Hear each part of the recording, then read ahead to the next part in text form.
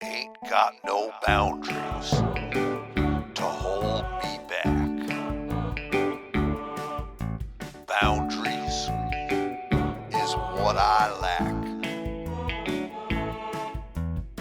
Howdy, folks, and welcome to the Conflation Station. Hop on board the next train out, and let's take a ride to a place where anything's possible. Hello and welcome to the Conflation Station.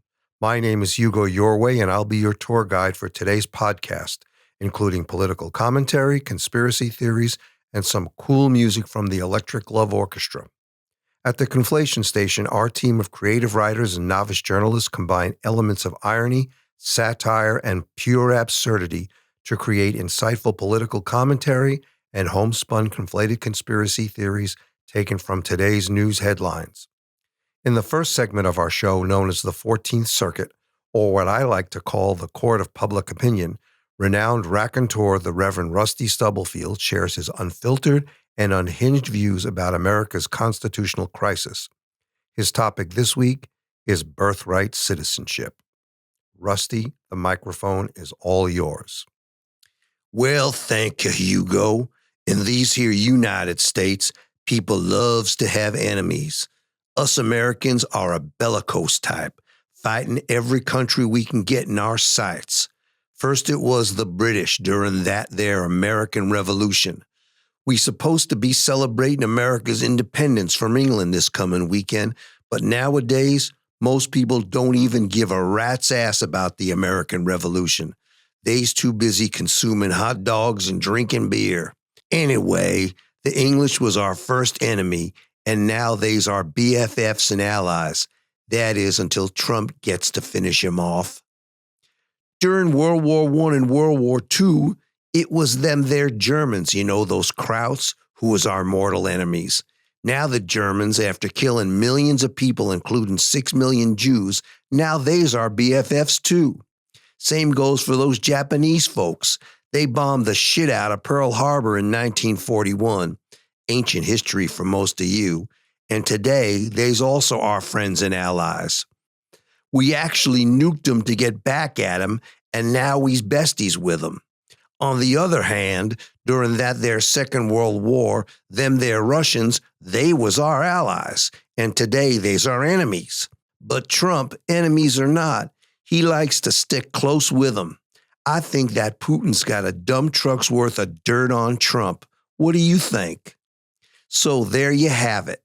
Us Americans love to have enemies, but sure as shit can't decide whose side we're on.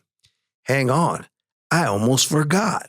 We love having enemies so much that we even had a war where Americans fought our own fellow Americans. Brother fighting brother.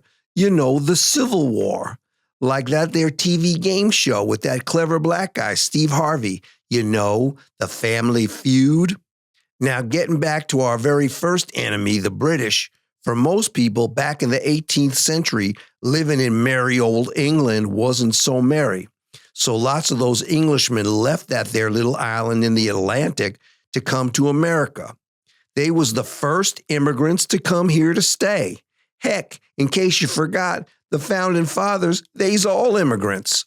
And they came to America because they was oppressed, for the same reason people come here today. In point of fact, generations upon generations of people that live in the U.S. of A. today is because they's parents was immigrants from other countries. They sure wasn't born here. Now today, you hear that Trump feller, he wants to keep undesirable immigrants out of this country. Shit. He even wants to ship out the hard-working ones who pays taxes, but yet he calls them illegals. Well, maybe that fella Trump doesn't know this, although he shoulda, but the entire state of Georgia was founded by undesirable immigrants. They was a bunch of no-good debtors who owed money to the government, the king, and he shipped them over to America to pay these debts. These folks was like tax evaders are today. Rather than sending the English IRS after them, they just shipped them off to mosquito-infested Georgia. So not only was this country founded by immigrants, But at the time of the American Revolution, one whole state was filled with undesirables. Now, let's get this straight. The only segment of the population who is non-immigrants is them there Native Americans. We used to call them Injuns before we all got woke. And look at how the hell we treated them. Ah, the irony. The immigrants who came here to escape oppression in their own countries, when they took over here, they actually oppressed the shit out of those native folks who was already living here. Unfortunately, our government is still oppressing them today. At the time the US of A was being settled, this new nation of ours actually adopted a policy of outright genocide towards them Injuns. But today, we being so generous, allowing these Injuns the opportunity to operate casinos on the land we stole from them in the first place. But as I said, we Americans love to have enemies. And back then, we Americans made the real Americans, the Native Americans, the enemy. Today, under the Trump administration, the Native Americans ain't the enemy no more. That's because the government has had them under control for several hundreds of years now. Trump had to find other enemies to scapegoat. Now it's the Mexicans, the Canadians, people of color, them their LGBTQ gays, the media, college professors and intellectuals, liberals and radicals. Trump has also gone so far as to try to eliminate the right guaranteed to every child born in these here United States, so they won't even qualify as citizens, even though they's born here just like you and me. You and me as children of immigrants, and so are the innocent babies who are born in the USA. I'm starting to sound a little like that radical Bruce Springsteen feller. Contrary to what Trump is trying to do, it says in plain English, right in Section 1 of that their 14th Amendment of the United States Constitution, and I quote, all persons born or naturalized in the United States and subject to the jurisdiction thereof are citizens of the United States and of the state wherein they reside. Now that's pretty fucking clear, ain't it? No other president since that their 14th Amendment was adopted tried to change it. But today, because we got a bigot and a white supremacist for a president who's looking to scapegoat people of color and make them the enemy so he can stay in power, just like Hitler did with them their Jews in Nazi Germany, thousands of innocent babies will be denied their legal birthright citizenship, the same right you and me had. Not only is this unconstitutional, it's immoral. And his devil's disciples on that there Supreme Court is going right along with him. Who's going to be next on Trump's list of undesirables? Who else will he try to get rid of? Will it be the gays? You know, those LGBTQ folks? Will it be the blacks? Will it be the Jews? Will it be the dissenters? Will it be college professors and intellectuals? Or will it be you and me? Might as well just dismantle that there Statue of Liberty and sell her for scrap metal. As I say at the end of each of my weekly sermons, if you and me put our pretty little heads together, we may still be able to figure out how to get this here US of A back on track.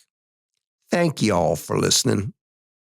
Rusty Stubblefield is an unemployed certified auto mechanic and deacon at the Church of Our Lady of Original Sin.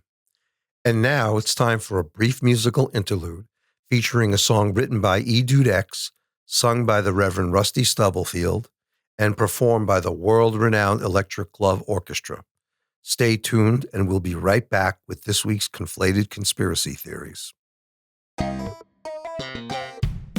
Kids, the Iceman's coming to take me away today. The Iceman's coming to take me away today. Kids, the Iceman's coming. Head down on your desk to take me away today. Make a big arrest today. Kids, the Iceman's coming. Head down on your desk to take me away today. Iceman's That's coming right. Head down on your desk. to take me away Take off the desk. today.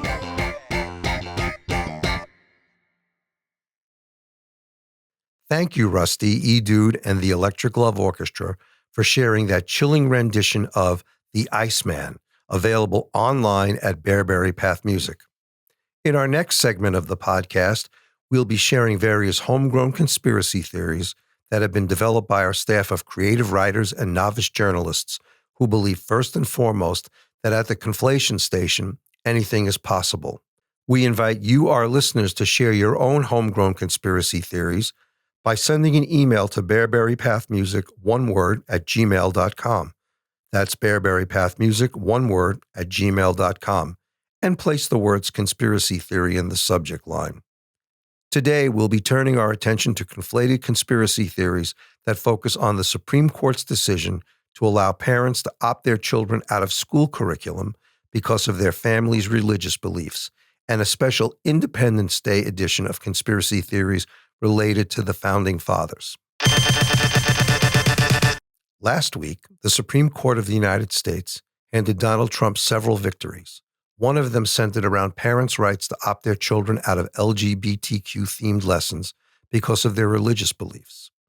In a 6-3 ruling, the court agreed that a group of Maryland Muslim, Catholic, and Ukrainian Orthodox parents have the right to opt their elementary school-age children out of classes in which LGBTQ-themed lessons are being taught, because requiring their children to participate in these lessons violates their right to freely exercise their religious beliefs as protected under the First Amendment of the Constitution. Writing for the majority, Justice Samuel Alito stated that public schools do not have the right to, quote, direct the religious upbringing of their children, end quote. Justice Alito added that the High Court's recent ruling paves the way for parents to exercise their First Amendment rights in all facets of public education. For example, parents could now force schools to eliminate the requirement for children to recite the Pledge of Allegiance at the beginning of each school day because the pledge makes reference to God. When asked, Alito said, "Whose God are we talking about here? Is it Allah? Is it Buddha? Or is it the real God, the Lord Jesus Christ? And what about those children whose parents are atheists?" He added that today, if parents want the American flag flown upside down in the classroom under the First Amendment, goddammit, they have the right to fly it in any direction they please. While parents have long had the right to opt their children out of sex education classes, Justice Clarence Thomas said, quote, sex education classes should once again be made compulsory for all students. Maybe if kids learned about normal sex, we wouldn't need to teach them about queers and gays, and we Supreme Court justices wouldn't have to deal with the abortion issue. Within hours of the Supreme Court's decision, dozens of copycat complaints were filed by students from every corner of the United States, alleging that their First Amendment rights are being violated every day because they are required to learn math, English, science, and social studies against their religious beliefs.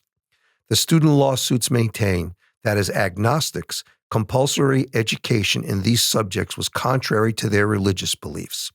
A spokesperson for the students who filed the class action suit maintained that the only subject that should be compulsory in all schools is music. In defense of compulsory education in mathematics, Mortimer Calhoun, principal of Hawley High School in Tulsa, Oklahoma, invoked the Holy Scripture and said, and I quote, in Genesis 1:28, God blessed the people and said to them, be fruitful and multiply. If God told the people to multiply, we here in Oklahoma, as sure as hell, are going to require that all students take math courses, end quote. And now it's time to take another break and listen to an original composition by E-Dude X entitled Alligator Alcatraz, featuring the Reverend Rusty Stubblefield on vocals, along with the inimitable Electric Glove Orchestra. Stay tuned, and we'll be back with another conflated conspiracy theory.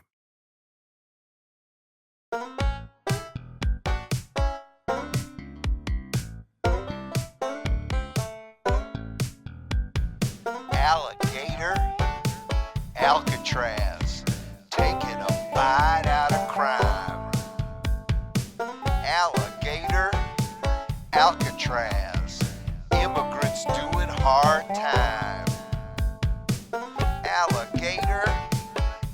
Alcatraz, Homeland Security scheme, alligator, Alcatraz, living the Florida dream.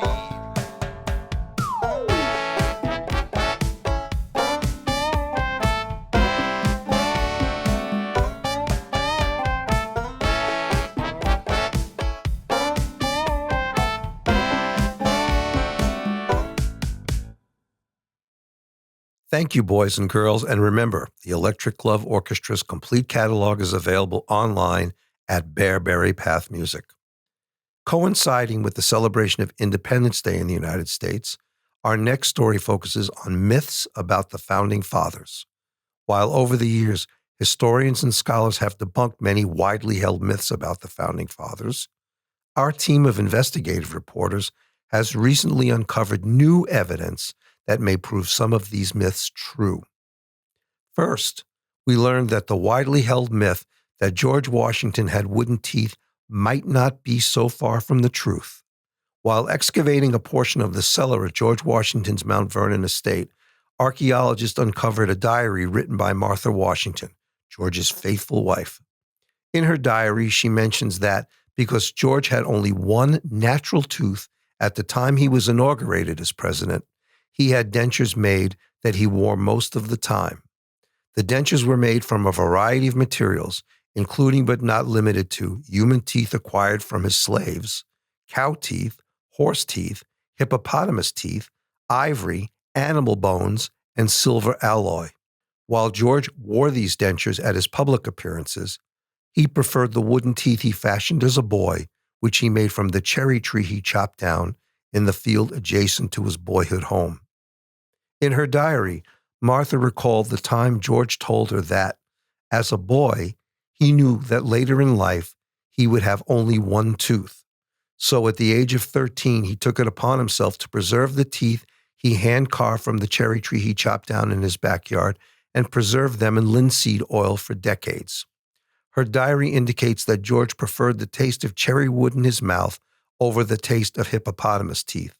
Martha said that when she and George would kiss, she too preferred the sweet taste of cherry wood in her mouth over the bitter taste of cow, horse, and slave teeth. Next, we turn our attention to perhaps the greatest of all of America's founding fathers, Benjamin Franklin. Franklin, while not a physician, in his time was commonly referred to as doctor because of his great intellectual prowess. Our investigative reporters have verified that, in fact, Franklin did discover electricity by attaching a key to the kite he flew during a thunderstorm. At the same time, he also discovered that bifocals don't work in the rain. But it is a little-known fact that Franklin was the first person to discover atomic energy. During a recent dig at the site of Franklin's Philadelphia home, scientists uncovered the components of a particle accelerator in a bunker buried 800 feet under his bedroom. Evidence also points to the fact that Franklin learned how to split the atom by affixing a pickaxe to the lightning rod located at the peak of his roof. It is also a little-known fact that Franklin developed a unique process for enriching uranium using his iron furnace stove, which he invented in 1742, and placing a turkey stuffed with apples, cranberries, and Indian corn in it, and baking it for 6 months using cherry wood as a heat source. Our reporters believe that Franklin sourced his cherry wood from George Washington's property. Last but certainly not least is Samuel Adams, known to his friends as Sam, who was solely responsible for inventing the game known today as beer pong. Adams developed the game out of pure boredom while sitting at Paul Revere's kitchen table waiting for the British to come. Adams and Revere would toss lead musket balls across Revere's kitchen table to see if they could land them in a row of silver tankards that Revere handcrafted for drinking beer.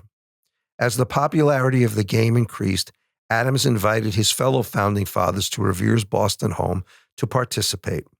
Unfortunately, when Alexander Hamilton and Aaron Burr played, the game became quite contentious and had to be discontinued. Well, we've reached our destination. We'll be back next week to pick you up for yet another journey to and from the Conflation Station.